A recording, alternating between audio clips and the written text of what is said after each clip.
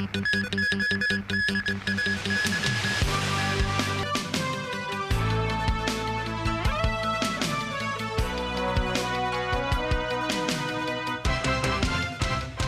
happy Monday. I'm Melissa Hekalean. This is TVB News. The Fire Services Department has completed fire safety enforcement actions targeting commercial and residential complex buildings across the city. The department has issued over 8,000 fire hazard abatement notices, with over 90% of them being complied. Prosecutions have been made against more than 300 cases for failing to comply with the notices. Samantha Lee tells us more. Following a blaze that left 5 people dead at a commercial and residential complex building in Jordan back in April, the Fire Services Department conducted over 8,200 inspections at around 1,000 high-risk buildings. The authorities issued 8,500 notices to some 600 buildings. Nearly 30% of the notices were related to smoke doors being left open. The others were about broken smoke doors and escape routes being blocked. The department also made over 350 prosecutions over buildings failing to comply with abatement notices. One building was in breach of more than 20 regulations due to its broken smoke door. The owner's corporation of the building was fined $30,000. Wong Yuk-ping, acting deputy chief fire officer, said it was quite common to see smoke doors being left open, perhaps for ventilation purposes. He noted when a fire breaks out, the fire may be toxic.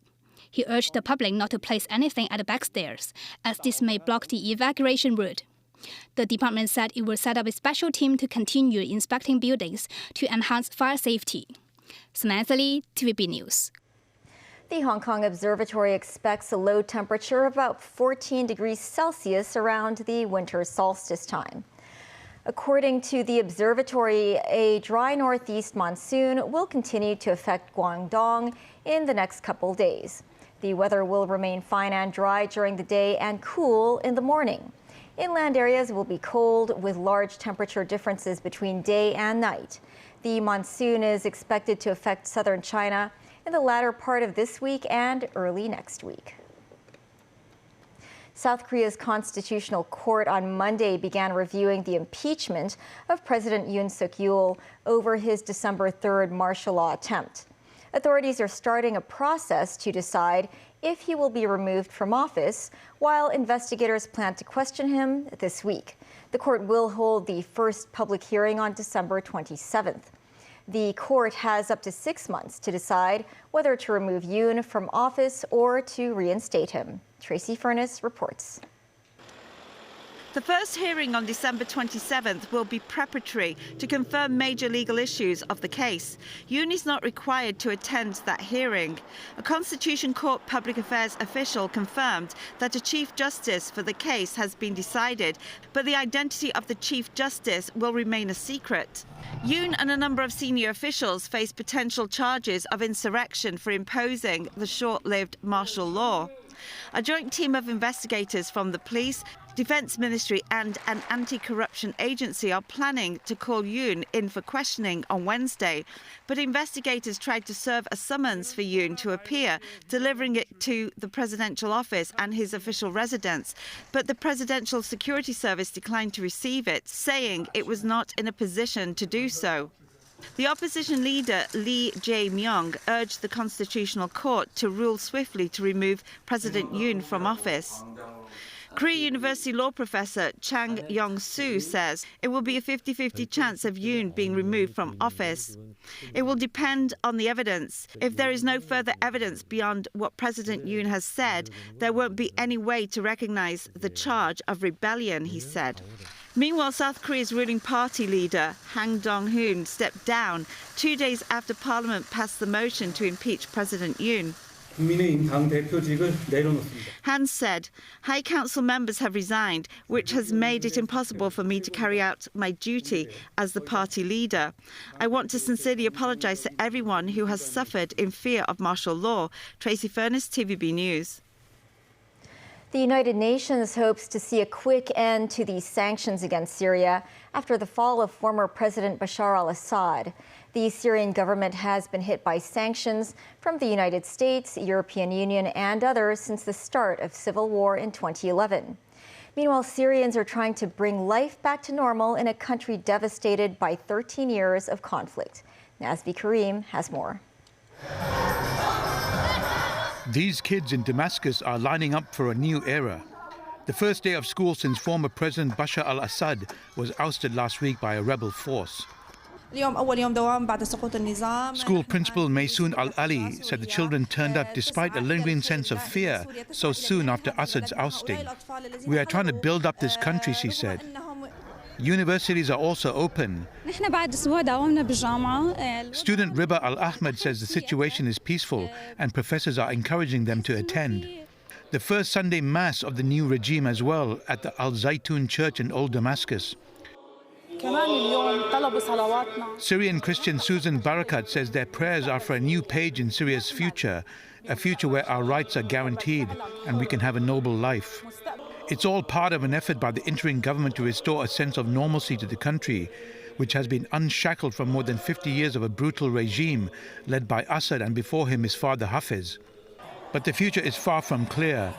The plan is for rebel leader Ahmed al-Sharaa to rule until elections in March, with an economy shattered by years of war, weighed down by sanction and Israel conducting airstrikes and encroaching on territory. We need to get the political process on the way that is inclusive of all Syrians.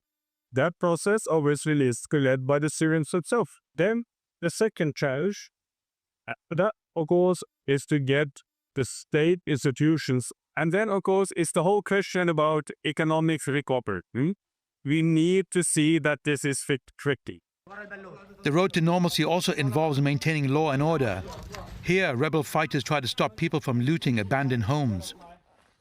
Syria must also deal with Israel's actions. Naval military vessels are damaged and half sunk at the northern Latakia port after Israeli airstrikes. Israel's military has also breached the buffer zone on the occupied Golan Heights. Prime Minister Benjamin Netanyahu says his government has approved plans to expand its settlements and double the population there. Both Israel and Syrian leaders say they don't want a conflict. Arab countries, including Saudi Arabia and the United Arab Emirates, have condemned Netanyahu's plans as a deliberate attempt to expand the occupation. Nazvi Karim, TVB News. Israeli Prime Minister Benjamin Netanyahu spoke with U.S. President-elect Donald Trump amid a push to secure the release of hostages held by Hamas in Gaza. Trump's Middle East envoy last week warned of consequences if the 100 hostages held by Hamas are not released before his inauguration on January 20th. The talks come as Israel continues its bombardment of Gaza. On Sunday, more than 30 people were killed in a series of strikes, around half of them at a school in the town of Beit Hanun. The dead included a girl and her parents, and a father and son. In Gaza City, at least 17 people, including women and children, were killed in 3 separate airstrikes that hit houses sheltering displaced people. In Deir al-Bala in central Gaza, at least 3 civil defense workers were killed. And in Germany, Chancellor Olaf Scholz today faces a no-confidence vote, which he is expected to lose, paving the way for an early election in February. Scholz's 3-party government collapsed on November 6th when he fired his finance minister, whose pro-business party then promptly quit the ruling coalition. It left the 2 center-left partners without a majority in parliament. Scholz's Social Democrats hold 207 seats in the 733-seat chamber, and their partner Greens has 117, far short of the 367 majority needed. If Scholz loses, President Frank-Walter Steinmeier must decide whether to dissolve the lower house. Amid a stagnant economy, polls show Scholz's party trailing behind the main opposition Union bloc, led by center-right rival Friedrich Merz. In Brazil, doctors discharged Brazilian President Luiz Inácio Lula da Silva from a Sao Paulo hospital on Sunday. This after emergency surgery last week to treat and prevent bleeding in his head. The 79-year-old president spoke alongside doctors in a news conference to show that he was doing well following his surgery. Lula's medical team said the surgery went well and that the president would be able to walk and hold meetings as he rests at home. But doctors added that international travel would be out of the question until further notice.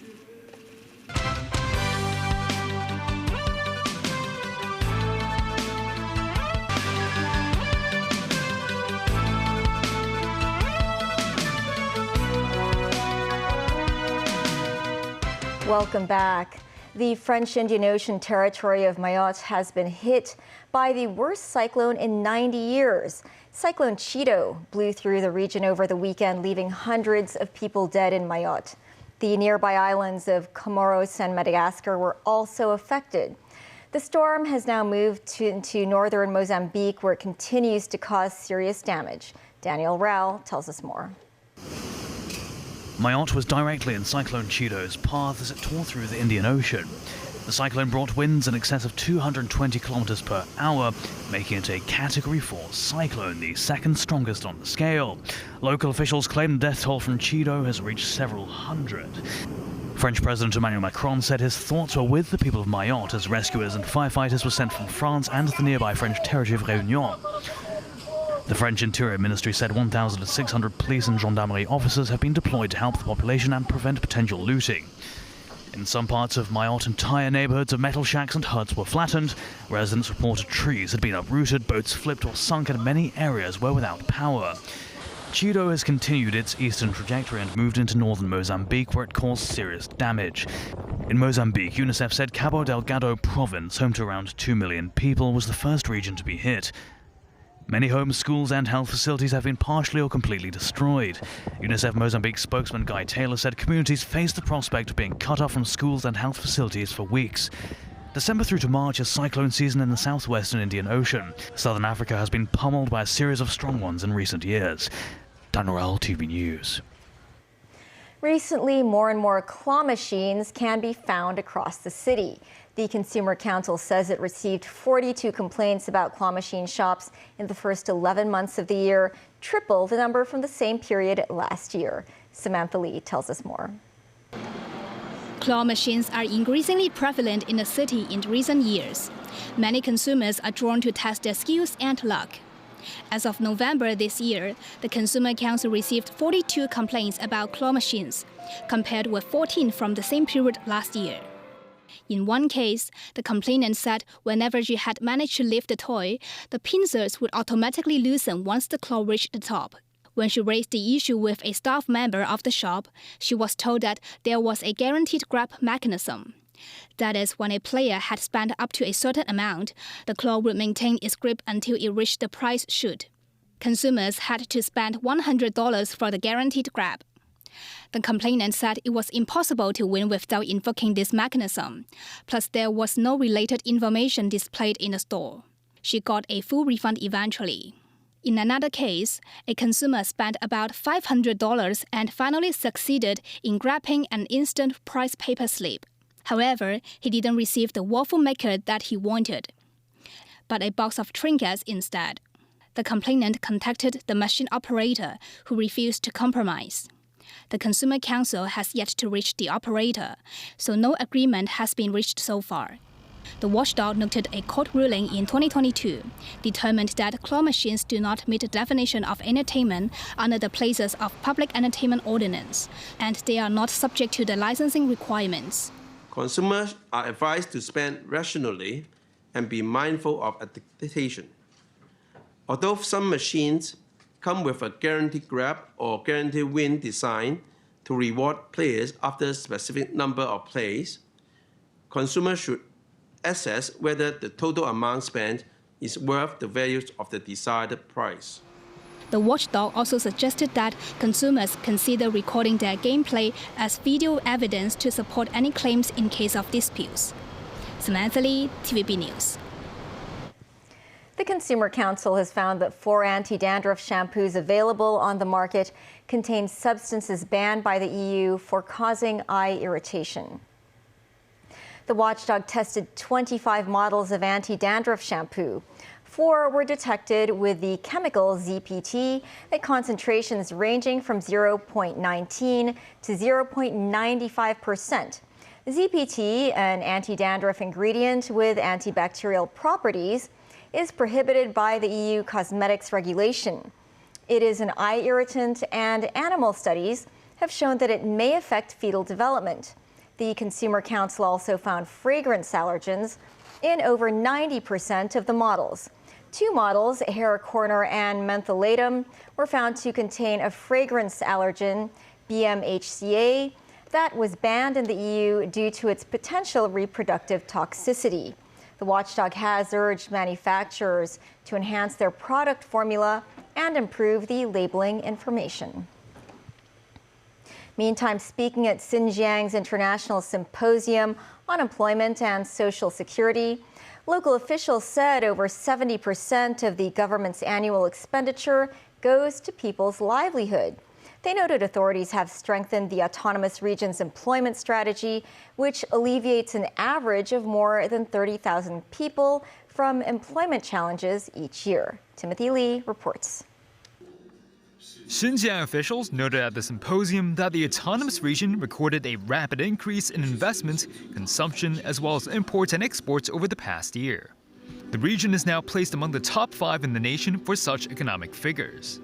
This as Xinjiang recorded a GDP of 1.45 trillion yuan during the first 3 quarters of this year, or an increase of 5.5%. The autonomous region's foreign exports during the first 11 months of this year also reached more than 400 billion yuan. Regarding livelihood issues, Xinjiang officials noted that over 70% of government expenditure directly benefited locals, as authorities pushed for improved employment-related policies. Such measures alleviated an average of more than 30,000 people from employment challenges each year. Erkan Tunias, the chairman of the autonomous region, said the government focused on resolving the employment issues of the agricultural sector and high school graduates. He added that investments were made in their education and training. Tunias stressed in order to ensure continual growth in the community's income, the government must resolutely protect residents' labor rights. The autonomous region's chairman noted locals must work under free and dignified conditions, and that religious and cultural customs of minorities need to be respected. Responding to U.S. allegations of forced Uyghur labor in the region, Tunias criticized Washington for its lies and disregard for the effectiveness achieved on Uyghur rights. Timothy Lee, TVB News. The Hong Kong Palace Museum will host a special joint Forbidden City Versailles exhibition starting on Wednesday. The exhibition, which celebrates the 60th anniversary of the Sino-French relationship, will showcase a host of artifacts from both the Chinese and French palaces in the 17th and 18th centuries. Timothy Lee tells us more. Priceless artifacts from Beijing and Versailles, though more than 8,000 kilometers apart, have come together for the first time in Hong Kong in the Palace Museum's latest exhibition. Between the 18th of this month and the 4th of May next year, visitors will be able to view some 150 treasures from the 2 palaces. The exhibition also presents several pieces of artwork where bilateral cultural influences could easily be noticed, such as this French clock that was later modified by Chinese artisans with black lacquer panels. This Qing-era enamel, though similar to the rest of its kind from a distance, actually depicts a European clock where Chinese artists attempted to imitate Roman numerals. Yet the admiration was mutual. This portrait of the Tianlong Emperor, painted by Italian Jesuit Giuseppe Panzi in the 1700s, was acquired by French monarch Louis XVI and later displayed in a study in Versailles. Visitors of the events will be able to see this world-renowned portrait of Louis XIV, painted by French artist Hyacinthe Rigaud in 1701. Besides various artworks and artifacts, they could also catch a glimpse of the contents of a letter written by the French king to his Chinese counterpart, the Kangxi Emperor. Timothy Lee, TVB News. That is the news. Thanks for watching. Pearl Magazine is up shortly. See you then.